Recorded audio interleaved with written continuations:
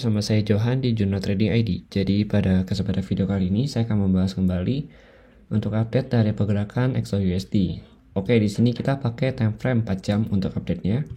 Dan kalau kita perhatikan memang posisinya si buyer ini ya, itu berusaha untuk ambil kontrol dari si pasar ini sendiri. Kalau kita perhatikan di sini, itu mulai dari tanggal 28 Februari ya, sampai tanggal 1 Maret kemarin. Jadi memang sudah kurang lebih 2 hari si buyer ini mencoba untuk ambil kendali pasar untuk menaikkan si harga tersebut. Tapi kendalanya adalah si buyer ini tertahan di area 1837, dimana kalau kita perhatikan dia sudah coba sekitar 1, 2, 3, 4, 5 ya, sudah 5 kali coba di candle 4 jam dan itu belum bisa di breakout dari si level ini gitu. Jadi memang si seller ini sendiri kalau kita lihat memang masih menekan harga di area bawah 1837 ini. Jadi kalau kita lihat lagi 1837 ini adalah area seller. Kemudian kalau kita lihat lagi di sini buyer ini dia kan punya swing low ya, swing low-nya kurang lebih 1823 ya di sini. Dan 1823 itu kita dapetin dari time frame yang lebih kecil, yaitu kurang lebih di harga di time frame 30 menit ya.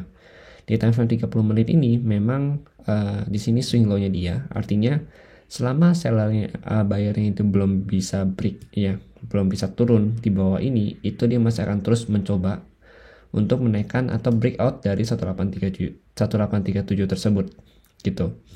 Targetnya ya, begitu dia bisa breakout dari 1837 adalah 1850 gitu. 1850 sampai 1846 sampai 1850.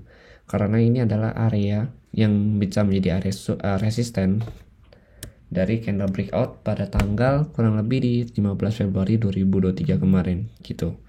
Ya ini jadi area yang cukup bagus ya untuk jadi short sell-nya. Kemudian kalau berdasarkan dengan Fibo ya, berdasarkan dengan Fibo ini untuk area 1846 itu masuk ke Fibo 261.8. Nah, ini Fibo sendiri bisa sampai ke 1879 untuk kenaikan dari satu tren di 4 jam tersebut. Tapi yang harus kita perhatikan untuk hari ini adalah 1830 ya. Itu area support pertamanya dia atau terdekatnya dia. Kemudian 1823 itu area supportnya dia juga, dan di sini itu ada demand zone kalau kita perhatikan di sini. Nah, demand zone 1823 1825 ya. Terus 1837 sebagai resisten dia hari ini ya. Jadi selama dia belum bisa break dari 1837, kemungkinan besar dia akan pullback di sini lalu main sideways kurang lebih 1830 sampai 1837. Jadi kurang lebih 7 poin untuk area sideways-nya dia sampai dia bisa breakout dari salah satu level ini gitu. Dan si buyer ini akan lebih leluasa menaikkan harga begitu dia bisa breakout dari 1837. Kenapa? Kalau kita perhatikan memang di 4 jam ini dia sudah bisa break dari di atas EMA 50, harganya bertahan di atas EMA 50 dan masih potensi untuk retest ke sini 1830, yaitu di bagian EMA 50 nya dia yang menjadi yang saat ini menjadi area support dari si gold ini sendiri gitu.